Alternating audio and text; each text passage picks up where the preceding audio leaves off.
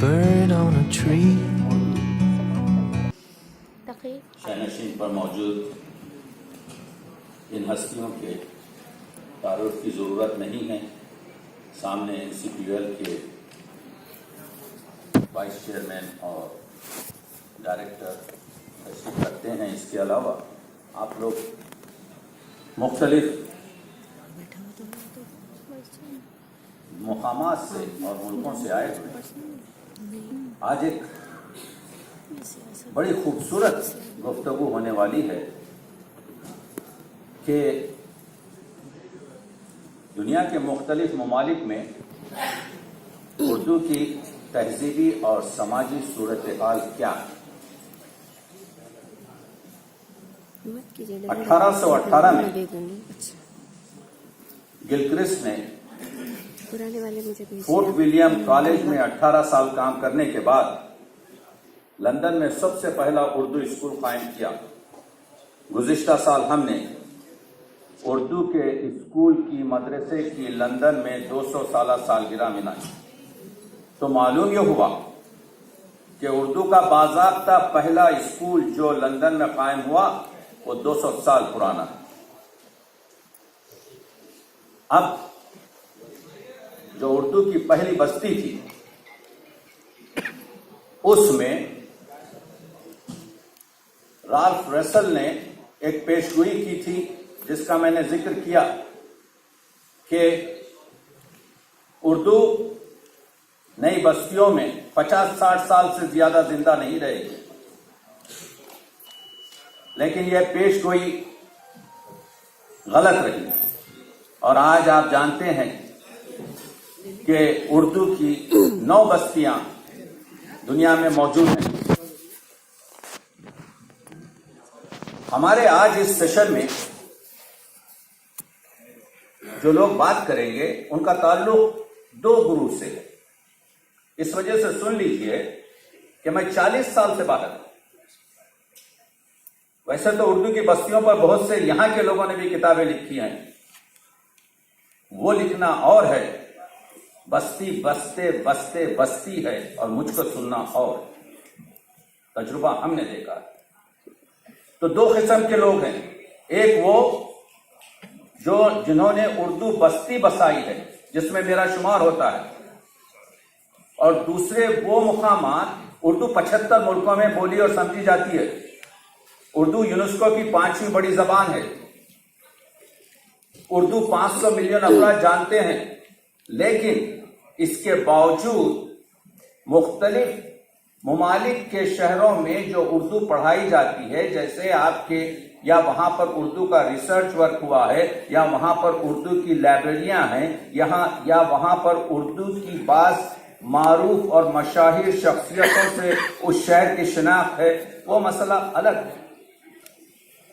लेकिन उर्दू की नई बस्तियों में सबसे पुरानी बस्ती इंग्लैंड है, दूसरी पुरानी बस्ती अमेरिका है, तीसरी पुरानी बस्ती कनाडा है। कनाडा का जहां तक ताल्लुक है, लोग नहीं जानते कि 3.5 लाख लोग उर्दू जानते हैं। हमारे पास 20 से ज्यादा अखबारात हैं, हमारे पास 25 से ज्यादा टीवी हैं, हमारे पास आप जानते हैं कि मुशायरों की धूमधाम ज्यादा है।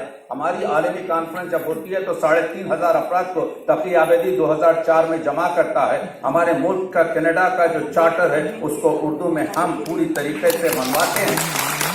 हम अपने मुल्क में ये कहते हैं कि अगर एक बच्चा भी उर्दू पढ़ना चाहता है तो उसके लिए सराय फराहम किए जाए। तो आज NCPUL क्यों कर रही है ये काम? ये इस वजह से कर रही है NCPUL कि उर्दू का दिल यहां पर धड़कता है। खंजर चले किसी पे तड़पते हैं हम अमीर, सारे जहां का दर्द हमारे जिगर में। उर्दू का दर्द यहां पर है। क्यों? हाँ, यहां पर बुलाया गया है इन लोगों को, इस वजह से बुलाया गया है कि उर्दू की नशोनुमा, उर्दू की तारीख और उर्दू की जो आप बका है उसको NCPUL ने अपनी सरपरस्ती से। मैं तमाम उर्दू की नई बस्तियों के लोगों से कह रहा हूं कि अगर हम गहवारे उर्दू से अपने आप को ना जोड़े, अगर हम अपने मराकिज से अपने ना जोड़े तो हमारी बका मुश्किल हो जाएगी। इस वजह से कि हमने उर्दू को अपने ज़ौक़ और शौक़ पर रखा है। उर्दू ज़ौक़ और शौक़ पर है। ज़रूरत की ज़रूरत जो होती है उससे ज़बान कायम होती है। میں ممنون ہوں اس کونسل کا کہ جنہوں نے ہماری طرف توجہ کی. یہی نہیں، کچھ مسائل.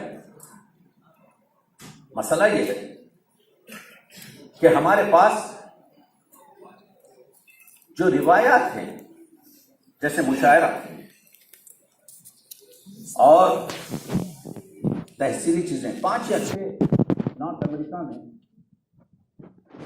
کورسز ہیں انگریزی، یونیورسٹیز جڑی ہوئی ہیں. تو ہم یہ چاہتے ہیں کہ ان کا ارتباط رہے. ہمارے پاس جذبہ ہے، عشق ہے، محبت ہے، لیکن ہمارے پاس تجربہ نہیں ہے. اس تجربے کے لیے ہم کو اساتذہ کی ضرورت ہے. آپ سنیں گے مقالات یہاں پر، آپ جانیں گے عظیم ترین نسخے اس وقت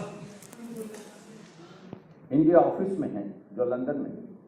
تحقیقی اسکالرس کو یہ ہو سکتا ہے کہ گورنمنٹ کے لیول پر ان لوگوں کو یہ ذمہ داری دی جائے وظیفے کے ساتھ کہ وہ جا کر ان لائبریریوں میں جو دنیا کے کونے کونے میں ہیں ریسرچ ورک کریں.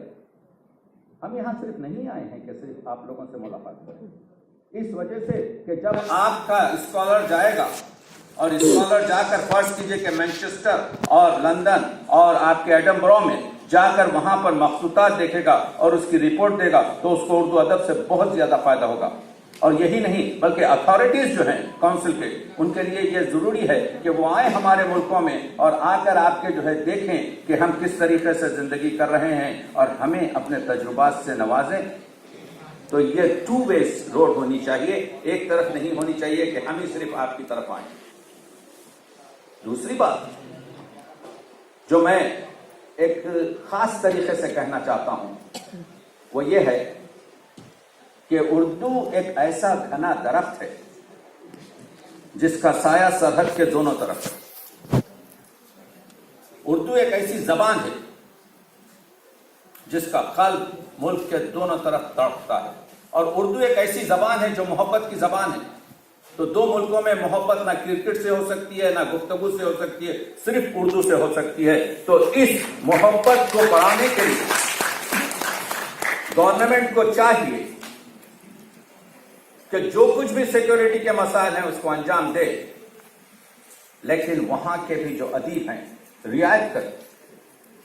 ان کا پریزنس اس وجہ سے ضروری ہے کہ وہ سب محبت کے گانے اور نغمے گا رہے ہیں، اور یہ بڑی ضرورت ہے اس وقت. ان کا جو کام ہے وہ اہل سیاست جانے، اردو کہہ رہی ہے، ان کا جو کام ہے وہ اہل سیاست جانے. وہ تو محبت کی گفتگو ہے نا. میرا پیغام محبت ہے، جہاں تک پہنچے اردو پیام محبت ہے. تو اس طرف بھی تھوڑی سی توجہ کی جائے کہ ایک مصرع بھی آپ کو اردو میں نفرت کا نہیں ملے گا، ہر ایک لفظ عشق اور محبت کا ملے گا. تو اس کی طرف توجہ کی جائے کہ گلدستے میں ہر قسم کا پھول شامل ہو. آج آپ سنیں گے کینیڈا کے مسائل بھی سنیں گے. ولی اللہ شاہین صاحب یہاں رہتے ہیں، یہاں پر تشریف رکھتے ہیں، 40 سال سے زیادہ تجربہ رکھتے ہیں. تو بس میں خطبہ استقبالیہ میں یہی کہہ رہا ہوں کہ ایک تو میں ممنون ہوں کہ ملک کے مختلف ملک کے ان لوگوں کو جو کسی طریقے سے اردو کی آبیاری کر رہے ہیں، دانشکدہ ادبیات ترکی میں ہو یا ایران میں ہو یا فیض پر کام کرنے والے ایکسپرٹ لدملا روس میں ہوں یا ایجپٹ کے افراد، اردو کا بول بالا ہر طرف ہو رہا ہے. دنیا سکڑ رہی ہے. گلوبل ولیج کی ایک علامت یہ ہے. اس وقت ضرورت یہ ہے کہ ہم دامے درہمے سخنے جو کام کر سکیں پوری طریقے سے انجام دیں. ہمارے پاس ٹیکنالوجی کی زیادہ کہ رونق ہے، آپ کے پاس تجربے کی زیادہ قدرت ہے، تو اردو کے اس قافلے کو بڑھانے کے لیے ضروری یہ ہے کہ آپ کی محبت اور ہماری قوت اور آپ کی قوت اور ہماری محبت باہم رشتے میں پرو دی جائے تاکہ اس سلسلے کو آگے بڑھایا جائے۔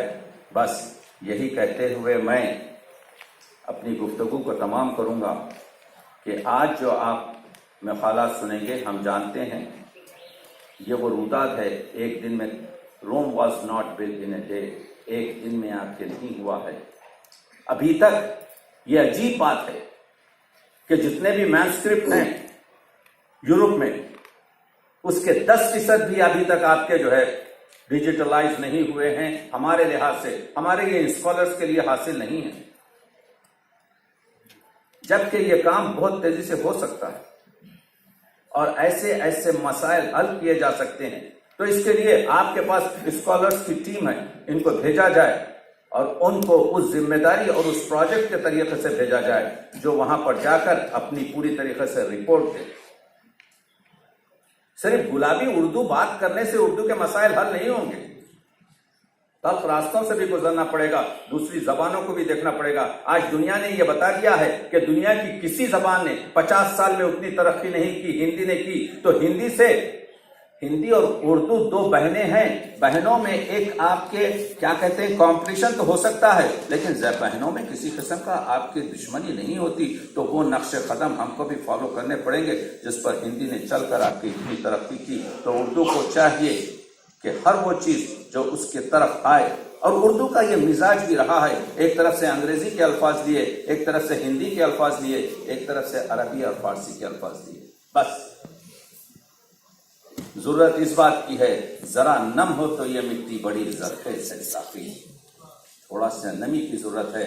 اور آپ دیکھیں گے کہ آج کے مقالوں میں کہ صرف یہ کہتے ہوئے میں نے اتنا وقت لیا ہے جو ایک اسکالر کا وقت تھا، اسی وجہ سے کینیڈا کے بارے میں ہمارے ڈاکٹر ولی صاحب بات کریں گے، لیکن یہ میں کہہ رہا ہوں کہ آپ کو تعجب ہوگا کہ جس طریقے سے ہمارے پاس لائبریریاں ہیں، جس طریقے سے ہمارے پاس اردو کام ہو رہا ہے، جس محنت سے آپ کے بعض لوگ کام کر رہے ہیں، ایسا نہیں ہے کہ صرف مشاعروں نے ہمیں تازہ رکھا ہے۔ کچھ لوگ ہیں جو تنقیدی اور تحقیقی کام میں بھی لگے ہوئے ہیں، ان کی طرف بھی توجہ کی جائے، اور ہماری سرپرستی اگر ہوگی NCPUL کی جانب سے تو وہ ہمارے لیے بڑی آپ کے فخر کی چیز اور مایہ ناز چیز ہوگی۔ بس یہی میں کہتا ہوں کہ اردو کی گفتگو تو تمام نہیں ہو سکتی، لیکن آج کی اس محفل میں میسیج یہی ہے کہ اس گلدستے میں تمام پھولوں کو شامل کیا جائے۔ شکریہ۔